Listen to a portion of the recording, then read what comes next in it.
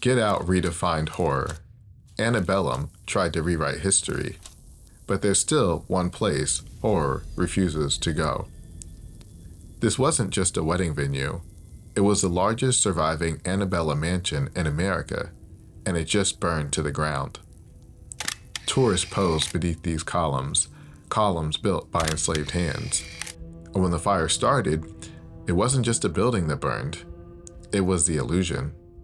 Because horror avoids places like this, not because they aren't terrifying, but because they are too real. This is a setting horror still won't touch. Let's talk about why. This is a class on the literature of the American South. You're going to encounter some archaic thoughts, coarse language, but we're all adults here, and I think we can understand it within the context in which it's written.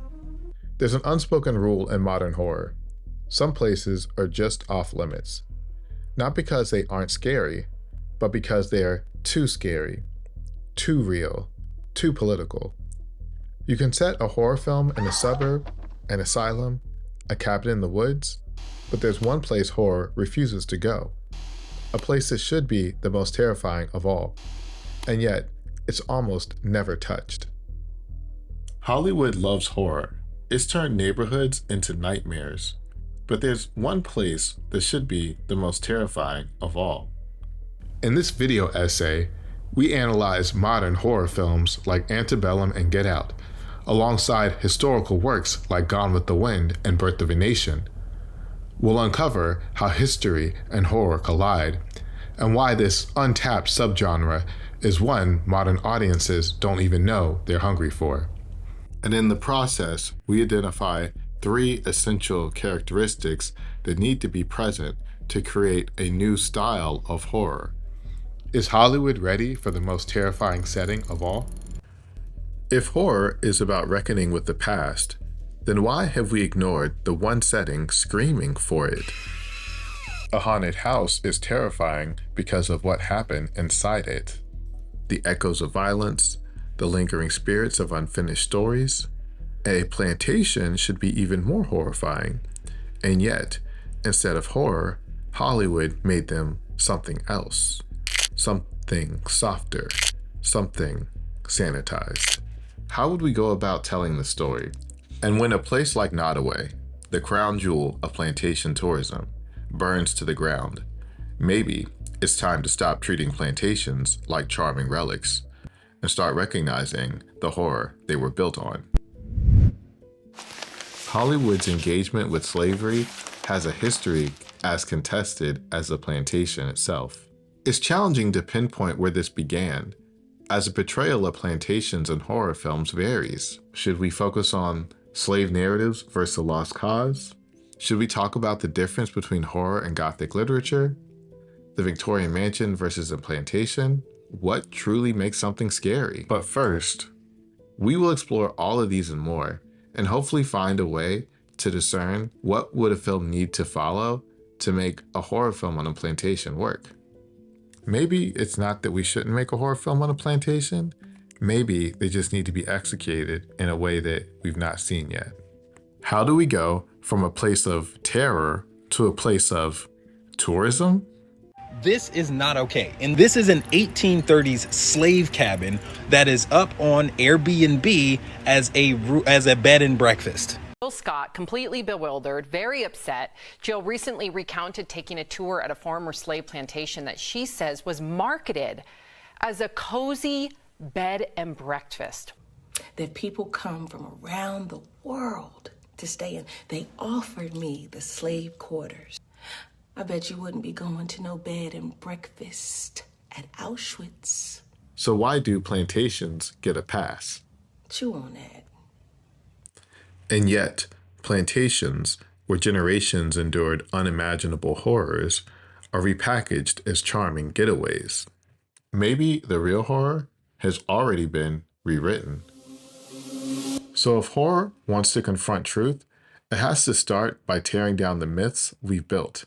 Myths that came from plantation fiction. For nearly 2 centuries, plantation fiction has turned sites of suffering into symbols of nostalgia. No film did this more successfully than Gone with the Wind. But Gone with the Wind didn't start this trend. It was just Hollywood's biggest blockbuster adaptation of a narrative that had been shaping America's memory for decades. And the fight over how plantations and slavery itself would be remembered began long before the first motion picture. Plantation fiction, also called plantation tradition, is a genre that romanticizes the pre-Civil War South. Think charming mansions, genteel families, and enslaved people treated like loyal servants. Basically, historical fan fiction that erases the horror. The first major work of plantation fiction, Swallow Barn, presented a nostalgic sketch of antebellum Virginia life. The novel dwells on the picturesque routines of plantation society, while also painted enslaved people as content and safe. But its author, John Pendleton Kennedy, may have thought differently. In private, he called slavery a curse, and scholars believed he edited harsher truths out of his manuscript. After Uncle Tom's Cabin lit a fire under abolitionist literature, pro-slavery writers pushed back with anti-Tom novels. Books that rebranded slavery as family, pain as loyalty, violence as virtue. And after the South lost the war, a new narrative emerged, the Lost Cause. From the 1870s through the mid-20th century, the Lost Cause framed the Confederacy as noble, the war as tragic, and slavery as benign. One of the most prolific voices in shaping this myth was Thomas Dixon. A North Carolina preacher turned novelist, Dixon was furious over Uncle Tom's Cabin, so he wrote a trilogy to justify slavery and reshape American memory. One of those books, The Klansman.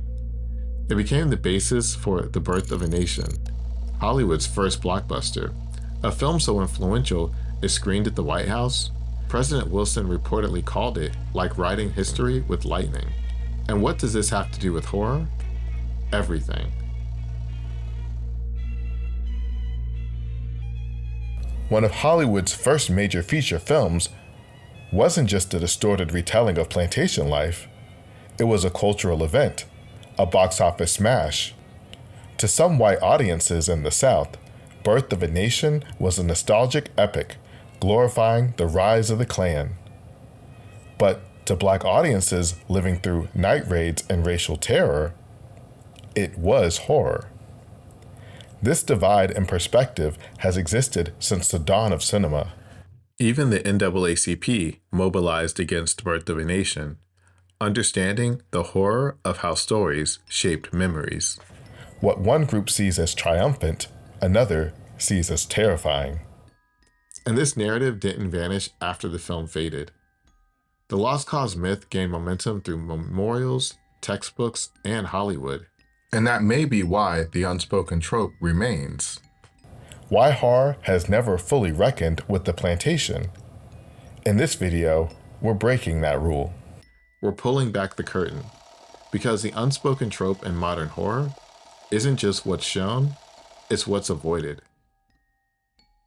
Black storytellers didn't take this lying down. Oscar Micheaux, one of the first Black filmmakers, responded to Birth of a Nation with his own film, Within Our Gates. It tackled the messy truth of Reconstruction, even showing how colorism fractured white Southern families. The film was banned in many cities, but it fought back against the plantation myth. Even within the plantation fiction, Black writers carved out space for truth. In 1890, Charles W. Chestnut published The Gooford Grapevine, a folktale that critiqued Northern greed through folklore. You can watch our reimagining at the link above. And then there's Frank Yerby. In 1946, Yerby became the first African American to sell over 1 million copies of a novel, The Foxes of Harrow. He used all the tropes of plantation fiction, except one. His enslaved characters weren't caricatures. They had agency, resistance, humanity. That same year, Foxes was adapted by 20th Century Fox. It even got an Oscar nomination for Best Production Design. In one scene, a mother attempts to take her and her child's life instead of subjecting them to slavery. A devastating image, and one we'd see again almost 40 years later in a book we'll discuss later. This scene from Gone with the Wind shows Scarlett O'Hara fighting to protect Terra Plantation as a Union soldier breaks in to pillage. Her character's journey mirrors the South's arc: wealthy before the war, devastated during, and reclaiming its former glory after. Or at least that's the myth, the unspoken trope. This idea of a decaying home as a symbol of lost values isn't unique to historical drama. It's also a recurring theme in horror, and will actually appear in Victorian mansions as well. Let's start by looking at some recent films that dealt with horror on plantations, most notably 2020's Antebellum starring Janelle Monáe. Antebellum is a modern-day retelling of a woman who was forced to go back to 19th century antebellum South and live as an enslaved person. This film had a lot going for it. It starred Janelle Monáe, it had Oscar-nominated production designers, it was made by the same producers of Get Out, and yet the audience reaction was mixed at best. But we think there's some valuable lessons here from the film that can help us draw a path toward what we hope is a new subgenre of horror, one that may live within the context of Southern Gothic, but specifically focused on plantation horror. Here are the filmmakers of Antebellum talking about their inspiration behind making the movie. If you look at Gone with the Wind, I think it's a horror film. Actually use the exact same lens and show the antebellum South, not for the romanticized version that we saw back then, but for the actual horror it was. You heard that right. Gone with the Wind cast such a long shadow on our industry, these filmmakers actually use lenses from the movie. But do audiences want this? Or is it that plantation fiction is so popular and domineering that any film that engages on a plantation is encroaching on Gone with the Wind or Birth of a Nation, even a century later? By the end of this video, you'll have some ideas of how Antebellum could have been done differently, and why using the lens of Gone with the Wind may have done more to revere the title as opposed to subvert it. So at this point, we've talked about Gone with the Wind and its influence on modern cinema. Hollywood has spent decades rewriting plantations as sites of nostalgia, but don't take my word for it. Let's ask Google and search for horror movies on a plantation. Let's see the films that come up. Antebellum, Skeleton Key, I Walked with a Zombie. Okay, but do you notice something? It doesn't seem like that's a complete list. Now let's try something different. Let's search for movies shot on a plantation. 12 Years a Slave, Django Unchained, even Gone with the Wind pop up, The Notebook. We'll get to that later. So, romance, historical drama, Southern Gothic, even Forrest Gump. But where's the horror? Meanwhile, hundreds of horror films have been shot in Victorian mansions. It's almost like the algorithm itself struggles to connect plantations with horror. The haunted house is one of horror's most iconic settings, but a plantation, an actual site of historical trauma, that's still a backdrop for weddings. But how do we even begin to tackle this topic? We may need to take a look at Gothic literature. If horror is about facing the fears we bury, then what does it say that we still won't treat plantations like haunted houses? What is Hollywood and history trying to avoid? Plantation fiction didn't just influence Hollywood, it trained audiences to see slavery through a nostalgic lens. These films didn't just soften the past, they rewrote it. So what's the remedy? You might be surprised to learn another genre has already been doing the hard work of subversion. Plantations aren't easy subjects. You don't gather the family on a Friday night to watch a movie about slavery. But if we ever want to build this new genre, plantation horror, we have to knock the plantation off its pedestal, honor the trauma, confront the myths, and find a way to reclaim the story. Strangely enough, that path might start with comedy. Here's the twist. When horror flinches, comedy steps in. Not drama, not action, satire. Maybe the only genre brave enough to haunt the past. Before Get Out, Jordan Peele was already using comedy to engage with history. Key and Peele wasn't just sketch comedy, it was satire. In one sketch, Peele imagines Harriet Tubman as a free runner, literally sprinting throughout history. And follow me to freedom! It's absurd, but the absurdity is the point. But where is she now? Another sketch flips the horror of the auction block. Two enslaved men get mad no one bids on them. It's funny until you realize the pain underneath. They better kill me the first day, or I'm gonna go buck wild on the whole operation. Okay. Next one, get up there now. Comedy isn't soft, it's surgical. What could he pick? A cotton plant is like this tall. Yes. I'm saying, no offense, brother. I'm just saying. Offense taken. What?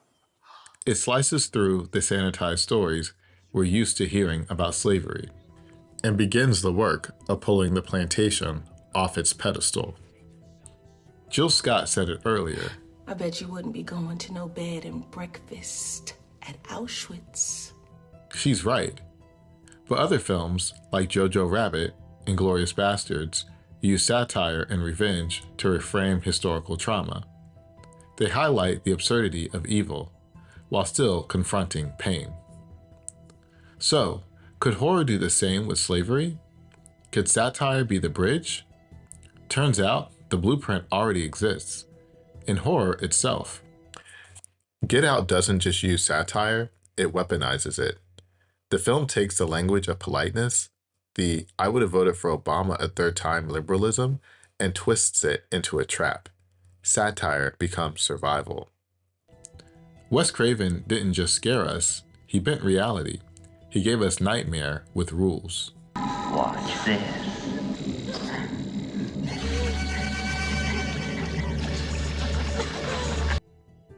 And then there's magical realism. Magical realism doesn't just bend reality. It breaks the rules to reveal deeper truths. Think of it like horror's poetic cousin. It doesn't scream, it whispers something unsettling. In Pan's Labyrinth, the fairy tale isn't an escape. It's the only way to survive a fascist regime. And in the Underground Railroad, the train isn't metaphor. It's real. A steel spine running beneath the American soil, connecting hope to horror. It wasn't comedy, but it offered something: imagination, escape, possibility. Because horror and satire share one secret, they distort the world just enough to expose the truth.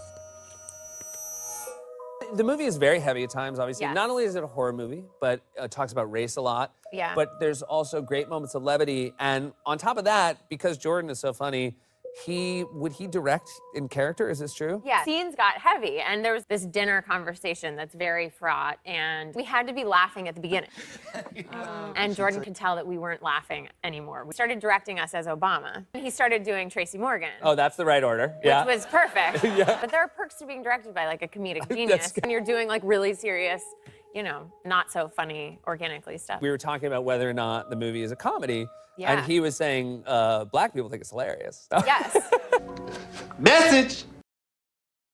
Jordan Peele wasn't the first to mix horror, comedy, and history. In 1940, Spencer Williams Jr., best known as part of Amos and Andy, wrote one of the earliest horror comedies to explore race, Son of Ngagi. Though directed by a white filmmaker, it was groundbreaking as one of the first black-written genre films with an all-black cast. And of course, there's a scary movie franchise by the Wayans family, a parody empire that showed satire could thrive even when horror flinched. But did you know the Amos and Andy radio show used music from The Birth of a Nation as its theme song? Yeah, look it up. These aren't isolated coincidences. They're echoes. They point to a deeper pattern Hollywood never fully confronted. Even Gone with the Wind, often called a love letter to the Old South, includes moments where characters question slavery and Southern arrogance. When Rhett says, all we've got is cotton and slaves and arrogance. But does that one line undo 2 hours of Confederate nostalgia? Or does it just help the myth go down smoother? That kind of ambiguity is dangerous, because what we don't name festers. What we romanticize becomes ritual. And sometimes that ritual becomes sacred, even profitable. Gone with the Wind, like Birth of a Nation, became a cornerstone of the lost cause. It wouldn't be until Glory in 1989, that Hollywood finally offered a mainstream Civil War story centered on the cause of emancipation. So why does all this matter? Because if we're going to create a new genre, plantation horror, we have to confront the silent assumptions that built the last one. Today, plantations aren't just film sets. They're wedding venues, tourist attractions, and that tells us something. America hasn't divorced itself from this myth. Remember that viral Airbnb listing? The one advertising a stay in a slave cabin? After backlash, Airbnb apologized. Properties that formerly housed the enslaved have no place on Airbnb. But here's the twist. The new owner said it was never a slave cabin to begin with. It had been a sharecropper's home, a doctor's office. So, what's worse, profiting off slavery's trauma or faking it? Before it was removed, the listing had glowing reviews. Guests called it magnificent.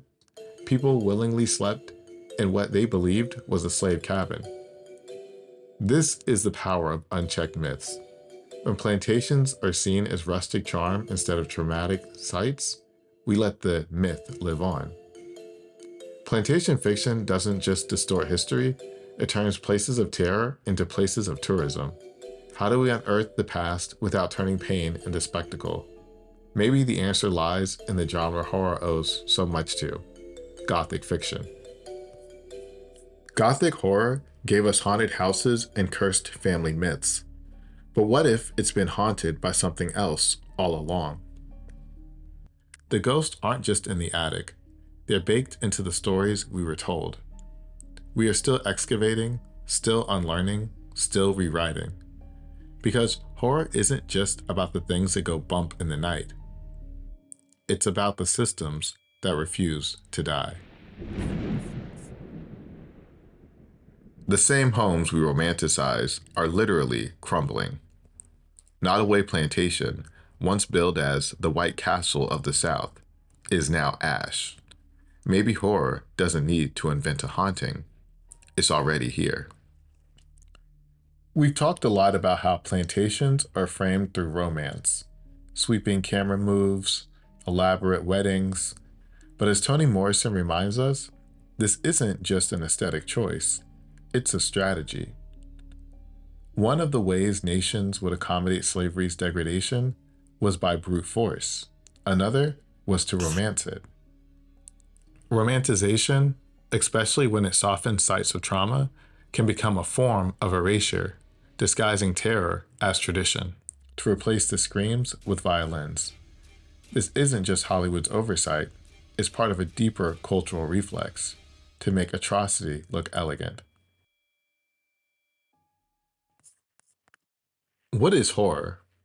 We've been asking that for millennia. From ancient myths to modern campfires, it's how we confront the things we fear most. Death, the unknown, the things we don't see but feel crawling underneath. Modern horror, it owes much to Gothic literature. Those 18th and 19th century stories filled with rotting mansions, madness, and the unspeakable. John P. Kennedy, one of the earliest writers of plantation fiction, actually mentored a young Edgar Allan Poe. And Poe, he would go on to shape American Gothic horror. Gothic horror is all about dread and decay. Haunted houses, cursed families, buried secrets. Think the fall of the House of Usher. But Toni Morrison had a different read. In Playing in the Dark, Morrison argued that American Gothic was haunted not just by madness or death, but by race. She said writers like Poe relied on blackness as a shadow, a looming, ghostly presence. Not black people as characters, but blackness as a kind of haunting. Always there, never acknowledged. And from that shadow, another literary tradition emerged, Southern Gothic. Remember how we started this video? This is the opening of the 2023 Oscar-winning film, American Fiction.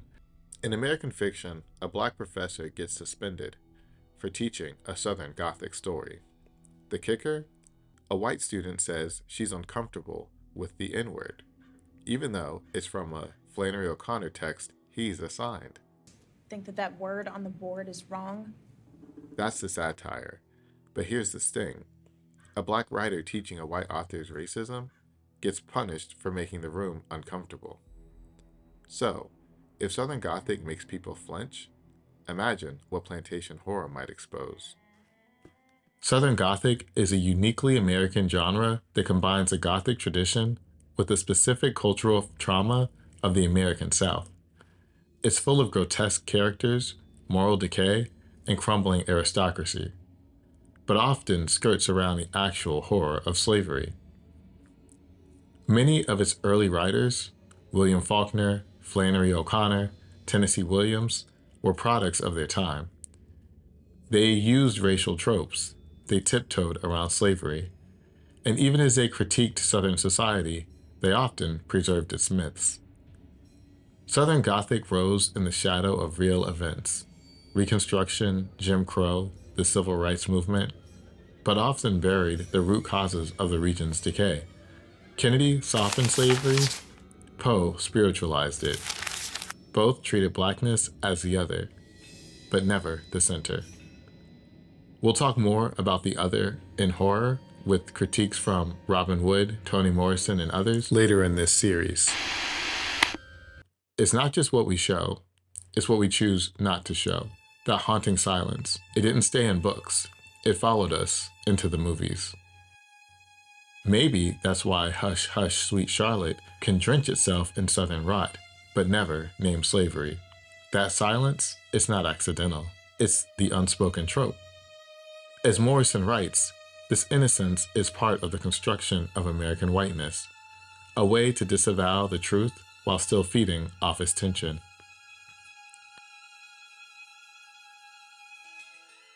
Two men fishing in a quiet lake. But the deeper they go, the darker it gets. We learn the lake is haunted because beneath the surface lies a sunken town, flooded, buried, forgotten. The show is referencing Lake Lanier, a real reservoir in Georgia. In the 1950s, the government displaced over 250 families, moved 20 cemeteries, and submerged entire towns, many black, many erased. There's a folktale surrounding Lake Lanier. It's named after Confederate veteran and poet Sidney Lanier, that the U.S. Army Corps of Engineers built after flooding in 1956. It destroyed over 50,000 acres of farmland and displaced about 250 families, 15 businesses, and relocated 20 cemeteries, but local folklore says maybe they didn't. In this episode of Atlanta, Lake Lanier now claims 2 to 3 lives a year. And for locals, it's not just a lake, it's a graveyard, a curse, a haunting. I don't know what it was, man. I just feel like I was being pulled. It's a whole town underneath us. Get the hell out of here, man. That's what I'm saying. The horror we live with because we refuse to face it. That is what we mean by plantation horror. Not just ghosts, but metaphor. The past creeping into the present. Self-governed black town. So, there are black people under us right now? Yeah, why you think so many people die around here every year? Because of drunk rednecks trying to fish at night, like you.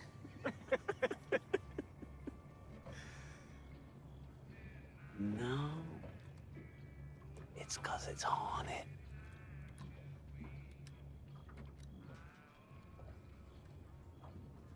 You really think it's haunted?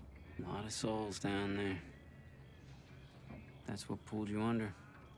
Town full of black folk. They were almost white. Get the hell out of here, man. What are you talking about?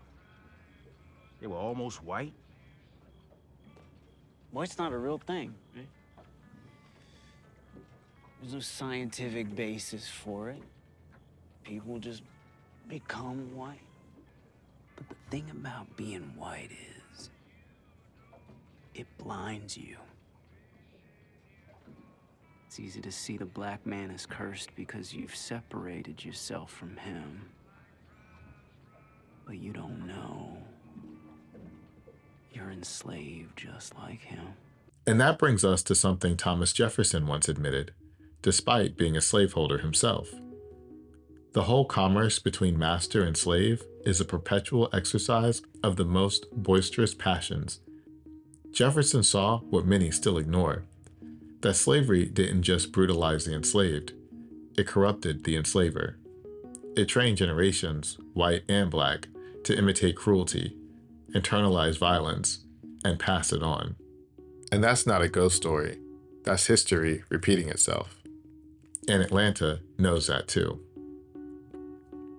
And apparently, in 2015, Phil Torres, on an episode of Expedition X, went down into Lake Lanier and discovered there still were graves with loved ones' memorabilia on them, meaning the graves were never actually relocated. What do you think? Is this folklore real? Let's think about it, and how does it tie into the unspoken trope of modern horror? There's a reason shows like Atlanta lean into ghost stories tied to racial history. Because if horror is supposed to tap into our deepest fears, then the Plantation isn't just a backdrop, it is a monster. But Hollywood hasn't been brave enough to say that yet. And that brings us to America's original horror genre, the slave narrative. Jada Pinkett had just been crowned a final girl in Demon Knight, but Scream 2 made her the first kill. I hate scary movies. I should be studying. You know I got a bio. Baby, did I mention that these tickets are free? Free. If you've ever watched a horror movie with black characters, you've probably heard this before. I'm gonna tell you what it is, okay? It's a dumbass white movie about some dumbass white girls getting their white asses cut the fuck up, okay? It's a joke that hides a bitter truth. Well, no, all I'm saying is that the horror genre is historical for excluding the African-American element. For decades, horror left black audiences out of the story, or made them the punchline. There's even a book titled The Black Guy Dies First, because black folks weren't just excluded from the genre, they were warnings, red shirts, foreshadowing. But long before Hollywood noticed, black writers had already invented their own form of horror, the slave narrative, a genre born not from imagination, but from survival. Writers like Harriet Jacobs and Frederick Douglass used real-life Gothic imagery, dark attics, hidden crawl spaces, blood-stained fields. They weren't just describing trauma, they were crafting counter spells against the plantation myth. These weren't passive memoirs, they were acts of resistance. Jacobs didn't write for history books, she wrote to white Northern women, people who saw themselves as kind, educated, moral. She didn't want sympathy, she wanted action. Harriet Jacobs, in Incidents in the Life of a Slave Girl, used Gothic elements to depict her harrowing experience in hiding, trapped in a crawlspace for 7 years. By blending slave narrative and Gothic horror, Jacobs reclaims a genre built around fear and confinement, turning it into something painfully real. That fusion didn't just challenge literary tropes, it laid the groundwork for a new kind of horror, one that centers the voice of the oppressed. And this is where Toni Morrison takes it further. In her research, she cites a Jamaican planter casually describing the assault of his slaves, as though it was just another part of the job. That casual evil, that is a real monster. And Morrison understood what Jefferson once reluctantly admitted. Slavery didn't just destroy the enslaved, it deformed the enslaver. And those twisted echoes live on. So when Atlanta tells a ghost story about a haunted lake, or when Jacobs hides in the attic, or when Toni Morrison writes about a mother who's haunted by her child. It's all warning us of the same thing. The true horror of America isn't just the violence, it's the stories we tell to justify it.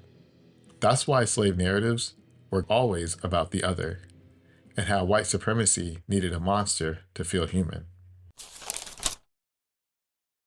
Horror thrives on mythology, and the South is full of it.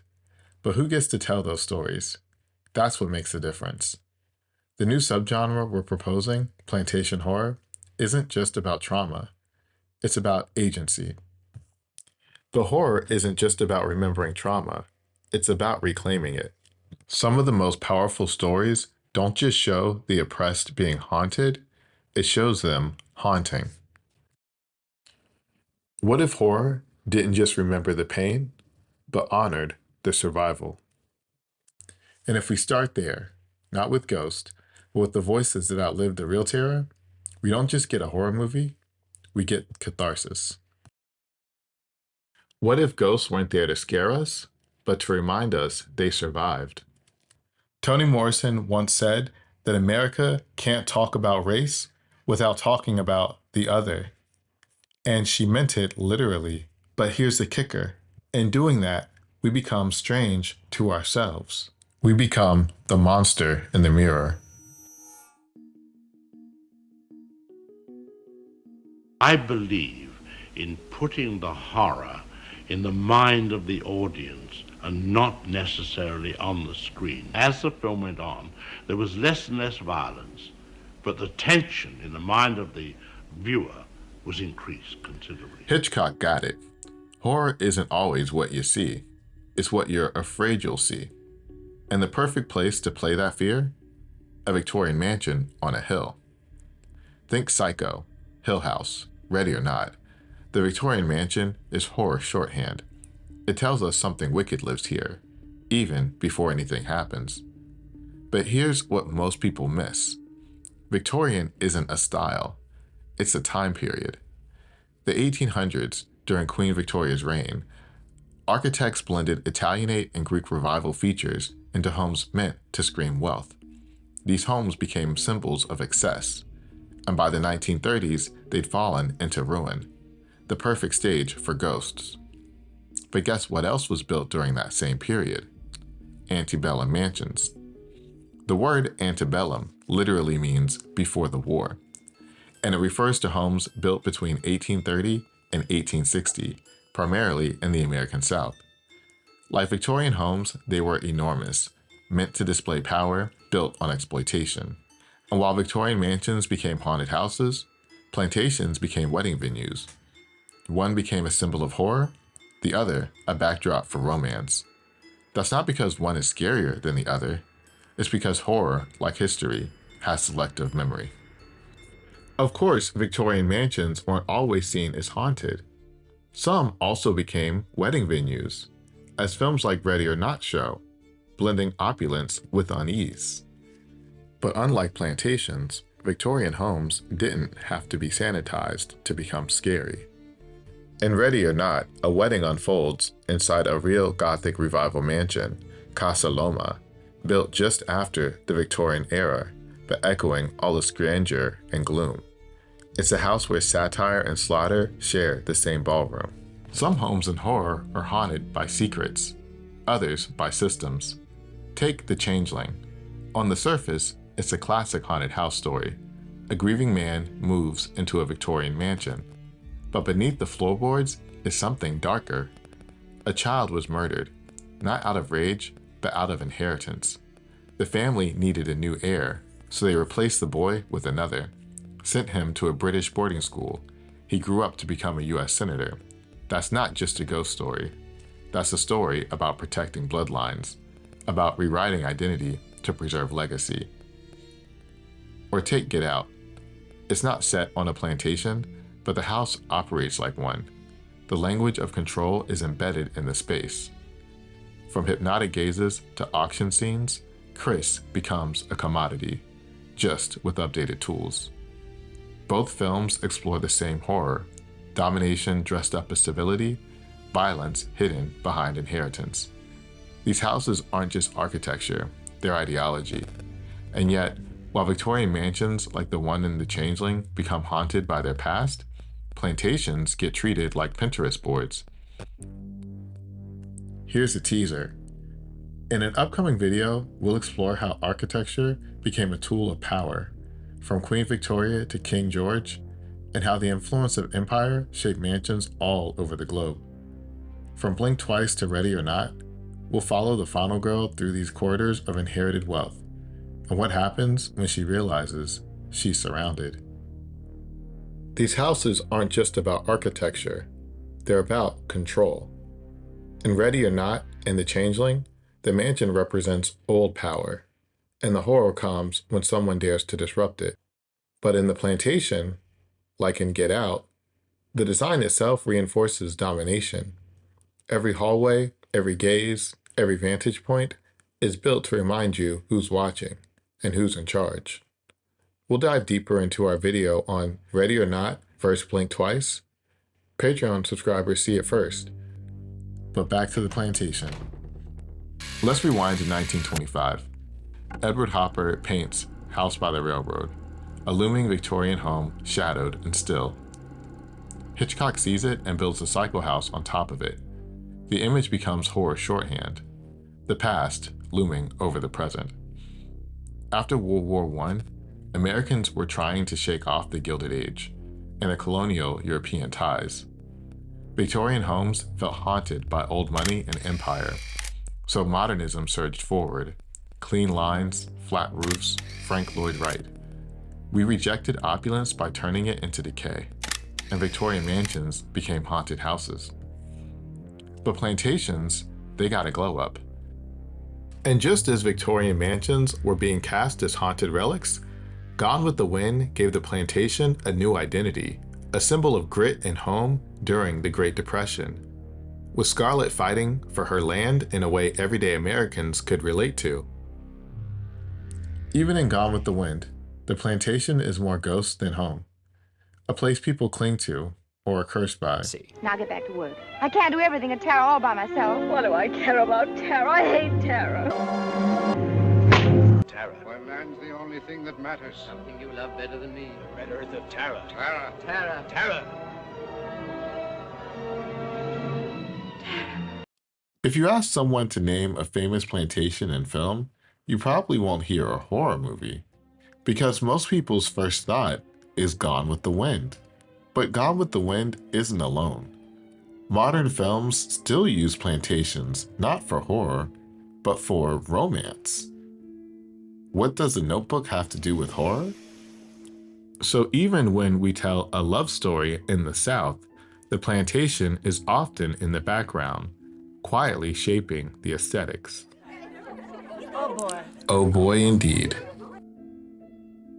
In that film, we watch a deteriorating antebellum plantation, columns crumbling, shutters warped, restored as a labor of love. The house becomes a symbol of passion, dedication, romance, but the history beneath those floorboards, never acknowledged, never haunted.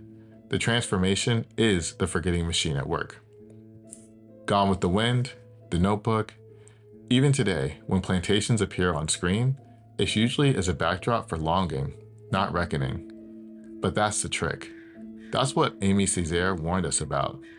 After World War II, he described a system that turns atrocity into nostalgia, that buries genocide under charm, that calls a house built on slavery a venue. He called it the forgetting machine. And in America, the machine runs smooth. America is afraid of itself. It is totally afraid of its own history. It has never dealt with it successfully. It really thinks it's something that it isn't, you know. That's the unspoken trope of modern horror. Not just ghosts, but willful amnesia. Because when the mansion is Victorian, it decays. But when it's a plantation, it gets repainted, rebranded, rented out for weddings. So ask yourself, why do ghosts live in Victorian mansions, but never in plantations? Plantations are too real, too political, too uncomfortable. So they become backdrops for romance, not reckoning. But here's the thing. Hollywood knows they work. Gone with the Wind, highest grossing film ever when adjusted for inflation. 12 Years a Slave, Best Picture winner. Django Unchained, Tarantino's biggest financial hit. Get Out, horror gold, Oscar history.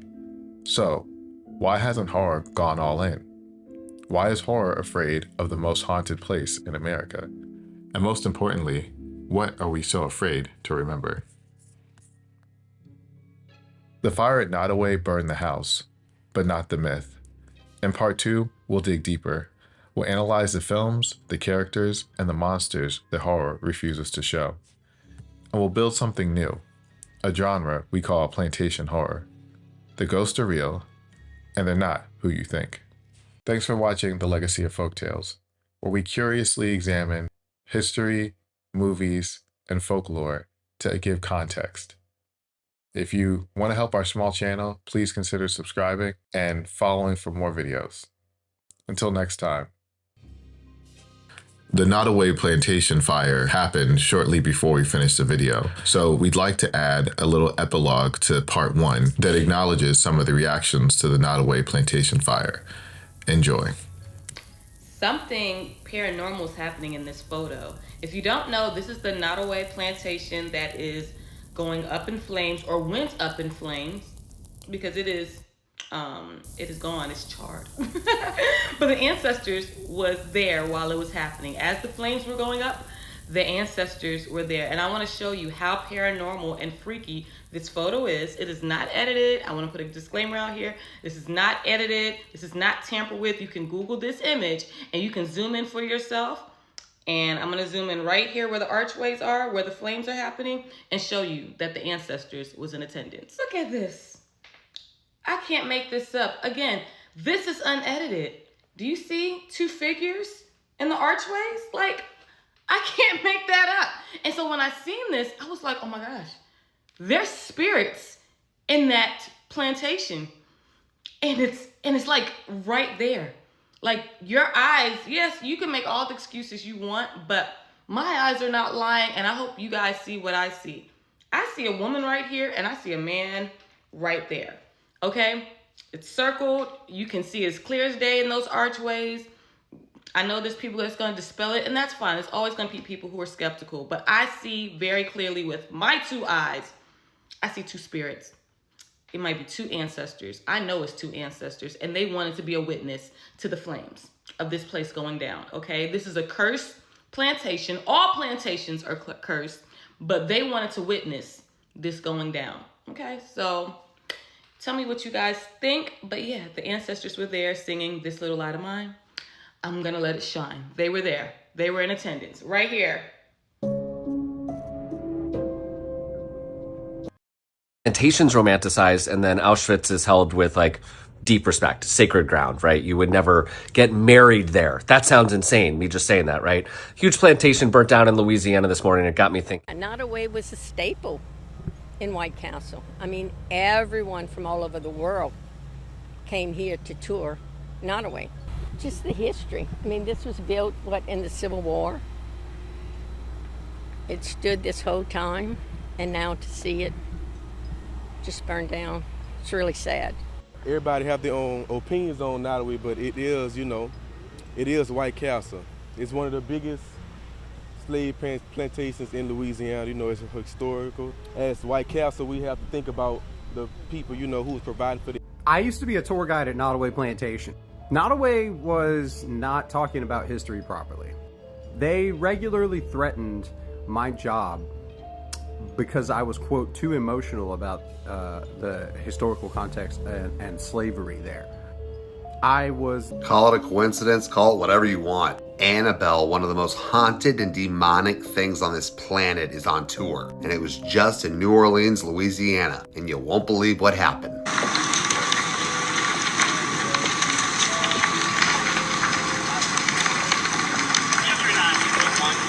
That might...